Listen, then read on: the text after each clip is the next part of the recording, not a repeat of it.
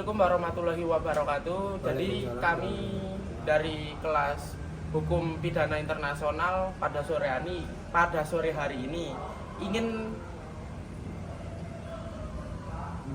mendiskusikan tentang ada sebuah rezim yang berkuasa namanya Moreus yang terus habis itu melawan sebuah pemberontak atau pemberontak ini melawan sebuah rezim yang berkuasa itu. Jadi sebelum kita masuk ke diskusinya, mari kita perkenalan dulu.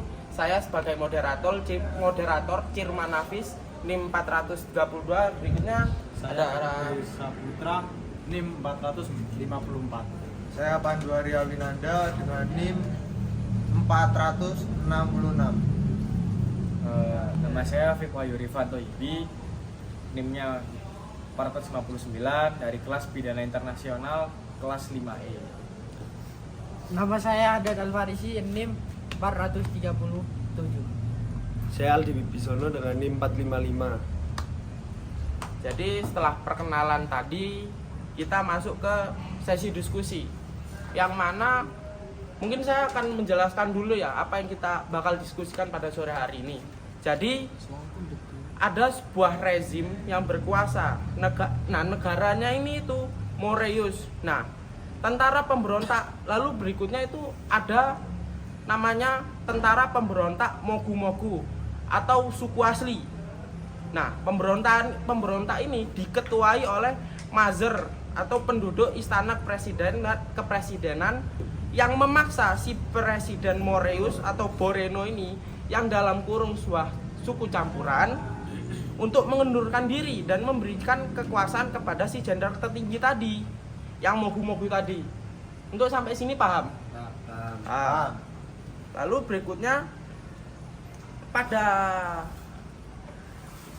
nah ini mereka itu pemberontakannya dalam bentuk mereka itu menculik anggota-anggota negara atau keluarga-keluarga dari Presiden Borneo ini dengan cara diculik lalu dibunuh sebanyak 5.000 orang.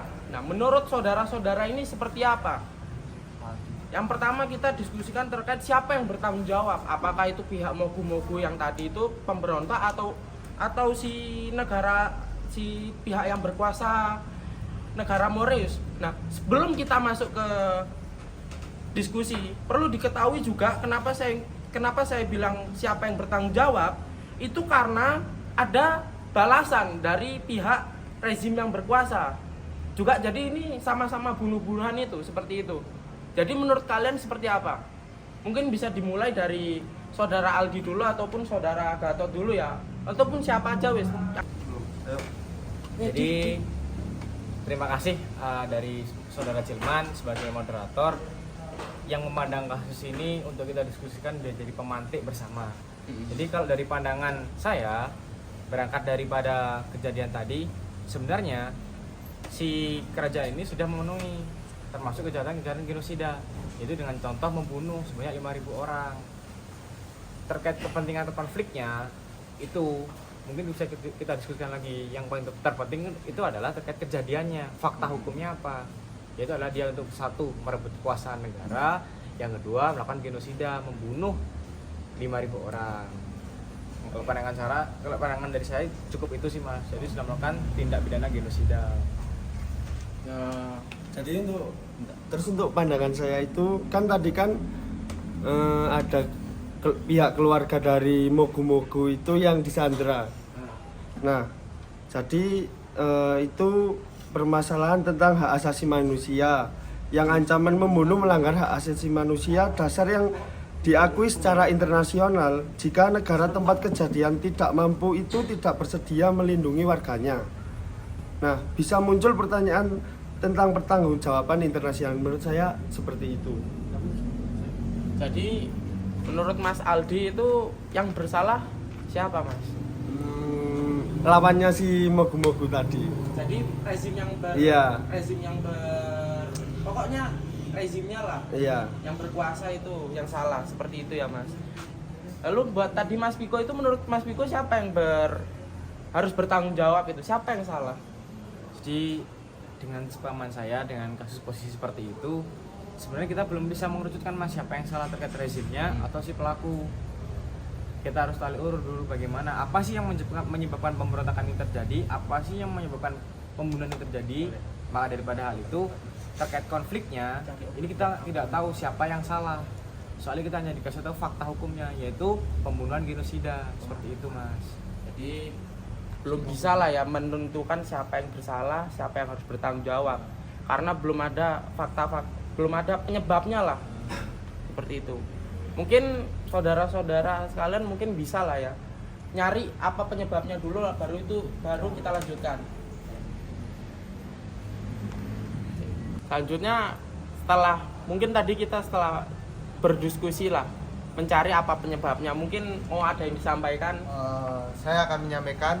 Jadi bahwasanya menurut data yang saya lihat, jadi dari pihak Mogu-Mogu itu menyerang dikarenakan dari suku Borneo itu sendiri memiliki presiden, tetapi presidennya itu bukan dari suku aslinya tersebut. Maka dari suku asli tersebut memiliki kecemburuan sosial yang mengakibatkan konflik itu terjadi.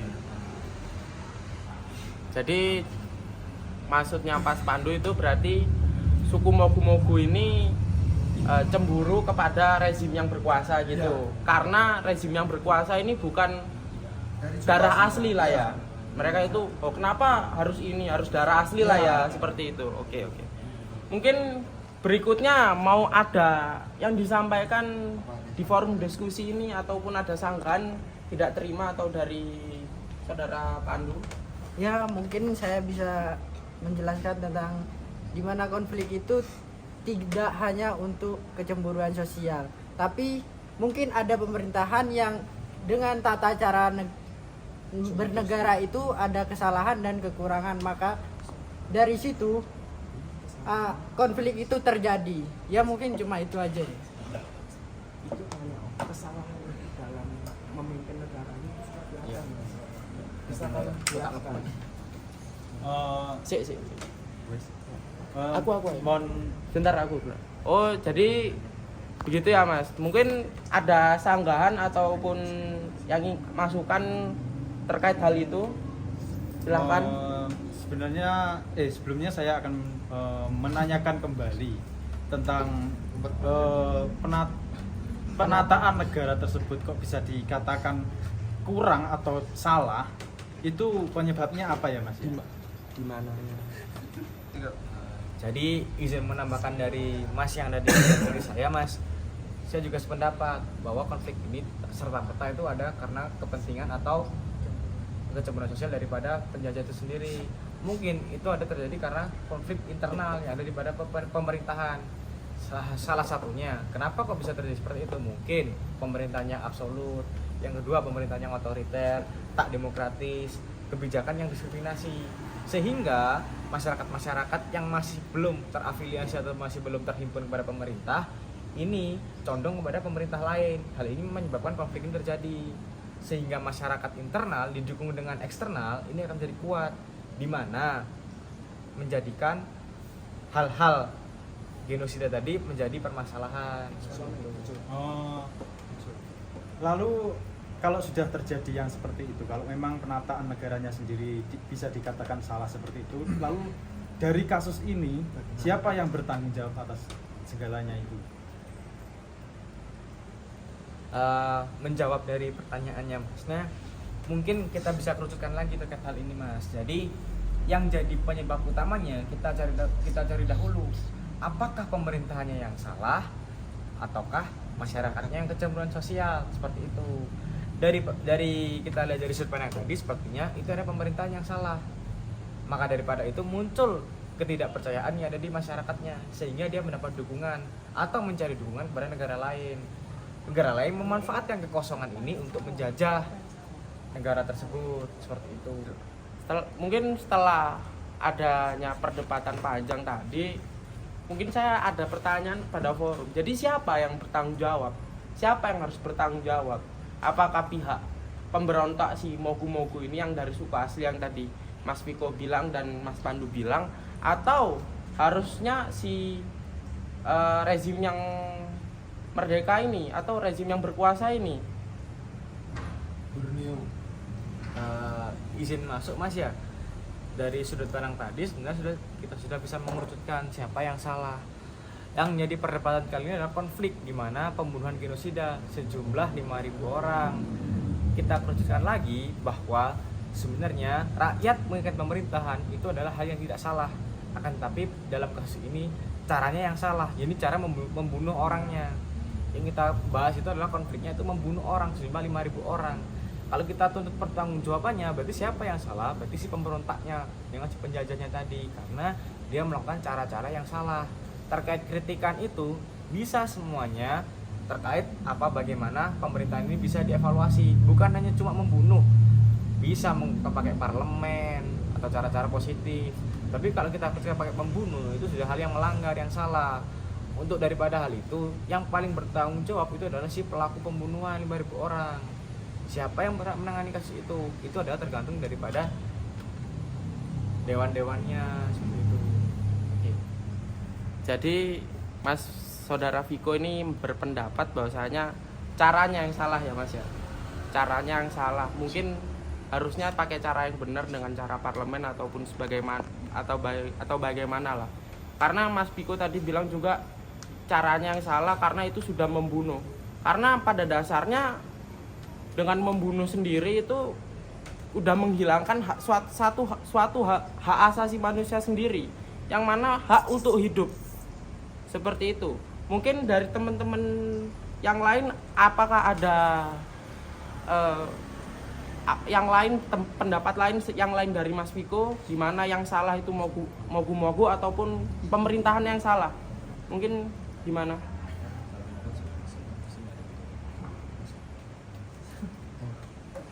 Ya mungkin pendapat saya lebih melenceng dari Masnya. Ya mungkin konflik ini ya terjadi karena pemerintahannya sih yang kurang kayaknya. Ya itu aja. Nah, menurut tadi Masnya yang baju hitam, menurut Masnya tadi yang salah kan pemerintahnya. Kalau menurut saya itu yang salah pemberontaknya. Karena apa? Menurut Undang-Undang Pidana Internasional, perbuatan tersebut merupakan tindak kejahatan genosida yang mengakibatkan banyak nyawa melayang. Jadi menurut Mas Pandu atau Saudara Pandu itu adalah salah si pemberontaknya, mogu-mogu, karena melakukan genosida seperti itu Mas. Mungkin Mas Aldi mungkin memiliki pendapat sendiri. Iya, betul. Mas Aldi.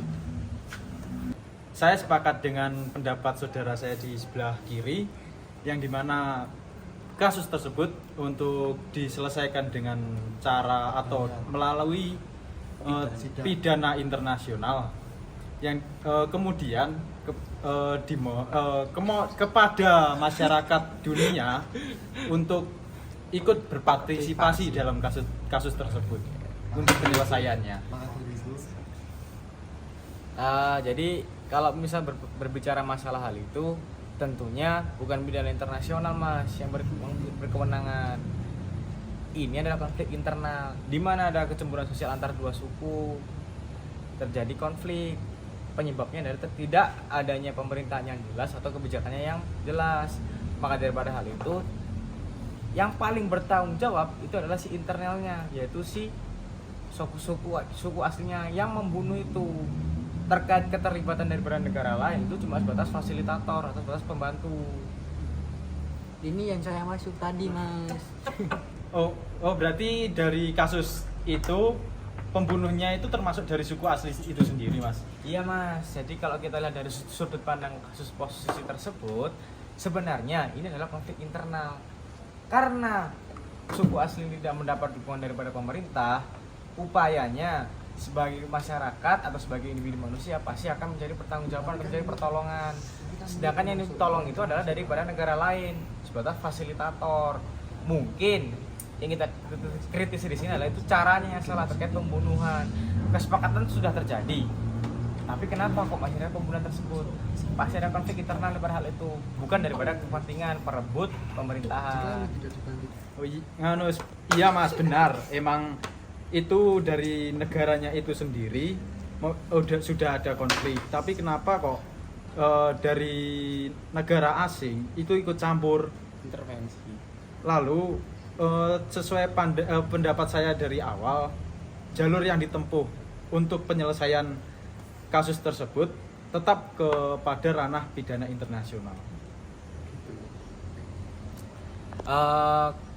Berangkat dari argumennya Mas tadi, kita satukan lagi pendapat kita satu framekan dulu bahwa yang bertanggung jawab itu adalah si internalnya, tapi mekanismenya itu melalui pidana internasional. Sepakat kalau saya terkait hal itu. Mengapa demikian?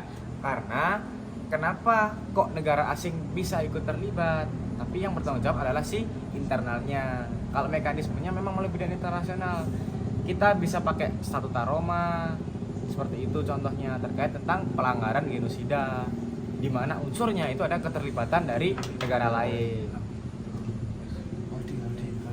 Sebentar. Jadi tadi gimana Saudara Haddad? Enggak ada. Apakah ada sesuatu yang ingin disampaikan? Enggak ada. Cukup ya.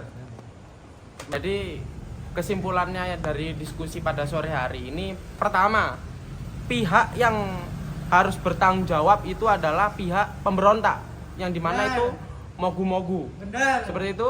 Benar. Setuju. Lalu yang kedua itu adanya intervensi dari pihak luar. Benar. Betul. Lalu yang ketiga, terkait mekanisme penyelesaian sengketanya itu yang digunakan adalah dari luar atau luar eksternal, dari pihak dari menyelesaikan dengan pidana internasional seperti itu. Benar. Mungkin itu saja dari kelompok kami. Bila ada kurang lebihnya mohon maaf. Wabillahi taufik wal hidayah. Wassalamualaikum warahmatullahi wabarakatuh. Waalaikumsalam.